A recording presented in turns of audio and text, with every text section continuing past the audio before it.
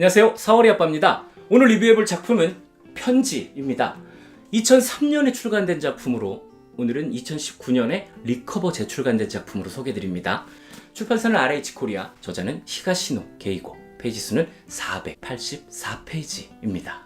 오늘의 작품 편지는 작가 히가시노 게이고의 초기작에 속하는 2003년작입니다. 이 소설을 원작으로 2006년에 동명의 영화가 제작되기도 했는데요. 히가시노 게이고 작품 중에 2003년작이 또 뭐가 있냐면요. 안 그래도 몰입감 좋은 히가시노 게이고 작품 중에 특히나 몰입감 쩌는 작품, 살인의 문도 있습니다. 이 작품은 일반적으로 다루는 범죄 피해, 요것이 아니라 범죄를 저지른 가해자 가족을 그린 작품입니다. 이 최초에는 마이니치 신문에 연재가 되면서 등장을 한 작품이고요. 신문사를 통해서 단행본이 출간이 됐어요. 그리고 제 129회 나오키상의 후보로 올랐어요. 그리고 영화화에 맞춰서 2006년에 문고판으로 출간이 됐는데요.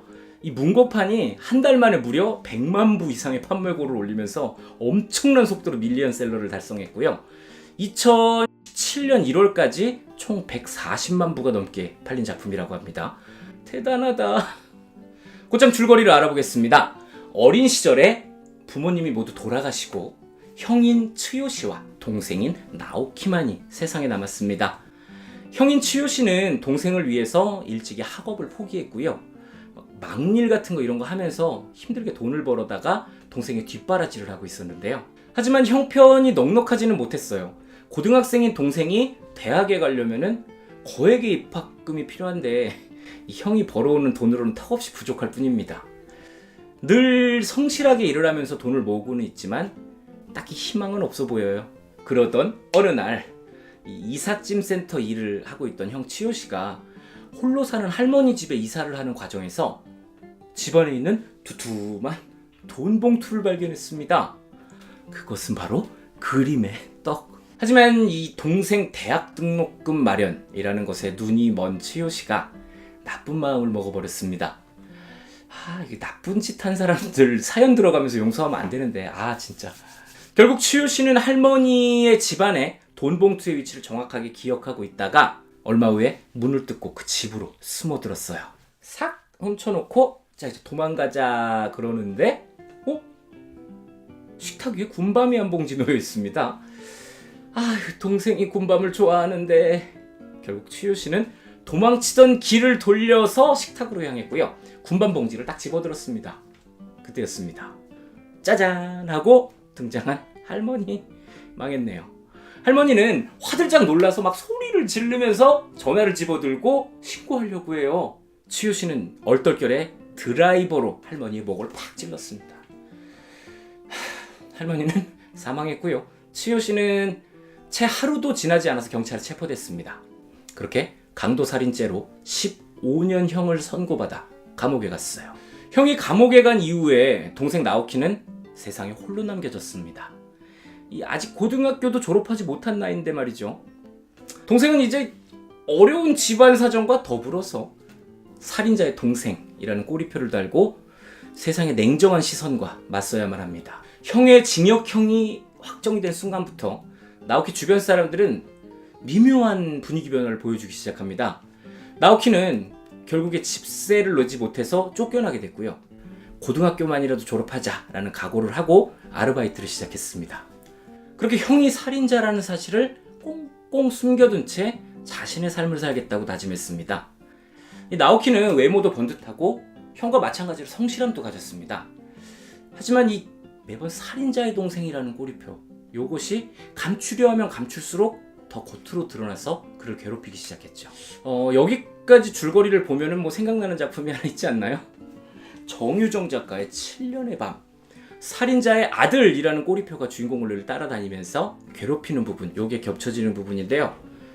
여기 카드통에서 리뷰 감상하실 수 있습니다. 계속할게요. 나오키는 아르바이트조차도 제대로 못하고요. 매번 쫓겨나기를 반복하면서 하루 벌어 하루 먹고 사는 신세가 됐습니다. 늘 나오키의 삶이 변화할 것만 같은 결정적인 순간마다 살인자의 동생이라는 꼬리표가 그를 붙잡았거든요. 한편 감옥에 있는 형은 매달 동생에게 편지를 보냅니다. 어떻게 지내냐? 대학은 꼭 가야 한다. 힘들어도 조금만 참자. 나오키는 이런 형의 편지가 너무너무 싫습니다. 형은 동생을 생각하는 마음에 이 편지를 보내지만 나오키는 애써서 형을 지우려고만 하고 있을 뿐 단 한 번도 답장을 하지 않았어요. 그럼에도 편지는 매달 도착하고 있었죠. 나오키는 악마가 보내는 편지 이렇게까지 생각합니다.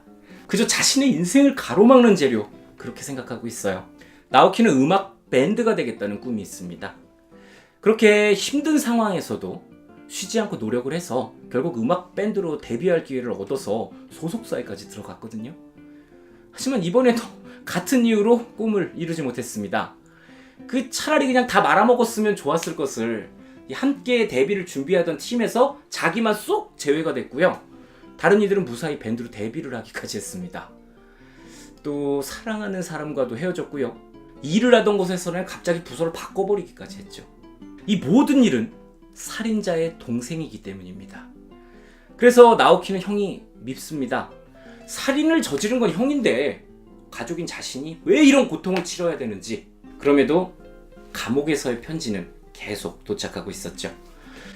이 형이라는 걸림돌은요, 그의 인생에 사사건건 끼어들어서 그의 인생을 망치고 있었기 때문에 이 고통스러운 시간 속에서 그는 결국 형을 지워버릴 수밖에 없었습니다. 그렇게 시간이 흘러 나오키는 결혼을 했어요. 한 여자의 남편이자 한 아이의 아빠가 된 거죠. 그럼에도 여전히 형의 그림자는 나오키에게 드리워져 있었어요. 그리고 안타깝게도 그 그림자는 나오키의 아내와 딸에게까지 피해를 주기 시작합니다. 가장으로서 새로운 삶을 살고 싶었던 나오키. 하지만 어느 날부터인가 한 범죄자가 주변을 맴돌면서 나오키의 가족을 괴롭히기 시작하는데요. 나오키는 지금껏 평생을 가해자의 가족이라는 꼬리표를 달고 살아왔습니다. 하지만 이번엔 상황이 달랐죠. 이제는 피해자의 가족이 돼버린 겁니다. 아주 나쁜 놈의 괴롭힘을 당하는 거죠. 찢어 죽여도 속이 시원치 않을 나쁜 놈의 피해자. 이 일로 인해서 나오키는 그간 자신을 바라보던 타인의 시선을 이해하기 시작합니다. 자신을 비난하고 손가락질하던 시선이 이해되기 시작했어요. 이렇게 뒤바뀌어버린 삶의 위치. 그리고 여전히 쉬지 않고 이어지고 있는 형의 옥중 편지. 이제 나오키의 삶은 어떻게 전개가 될까요? 그리고 형과 나오키의 관계는 어떻게 될까요? 결말은 책을 통해서 확인해 보세요. 우리는 세상을 살면서 수많은 가해자들을 봅니다. 그리고 그에 대한 분노를 공유하죠. 이런 면에 있어서 4월이 아빠는 더 큰 분노의 경험을 합니다. 제가 유튜버이기 이전에 범죄로부터 사회를 지키는 직업을 가지고 있는 직장인이기 때문에 수많은 가해자들을 만나고 그들의 모습을 가까이서 지켜보게 되면서 그 분노는 더 클 수밖에 없어요. 그래서 저는 제 자신과 여러분께 묻고 싶은 게 있습니다.